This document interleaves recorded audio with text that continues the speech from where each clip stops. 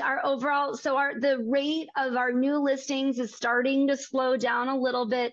A lot of that has to do with just timing of the year. But our supply year over year is still up. We're up 37% year over year. It's not skyrocketing. You see how it's it increased more over the summer. We're flattening out a little bit now with our supply growth. Our demand, because of the interest rates that did come down, our demand did come up a little bit. This is actually the highest rate of demand or the highest kind of year over year increase that we've seen for pending listings.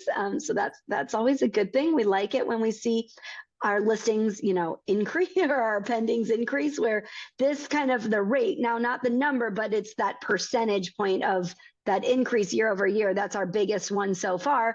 And so we're looking 8.6% over where we were in our demand last year. That's a great thing, but it still is not keeping up with the amount of increase of supply. So that's why when you have your conversations with your sellers about setting the stages, really, you got to put your very best foot first, like what Robert Refkin was saying. Put your best foot forward.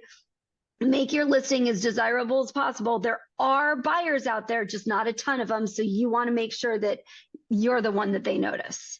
Yep. And the big takeaway, and I would screenshot this, I'm sure you guys are doing a lot of screenshotting, is supply's up 37%, demand's only up 8.6%. That's a reason that you need to get your price right. And then I've mentioned before, a lot of takeaways today, I hope you're seeing here, is that also we've seen through Sarah's statistics that when rates did go down temporarily, they dipped down to low sixes, that actually more homes came on the market than buyers came into the market. So that's an indication for a seller who's waiting for rates to go down because they think there'll be more buyers, is that yes, there'll be more buyers, but it's very likely there'll be more sellers than there are buyers, which will actually make it more difficult to sell their home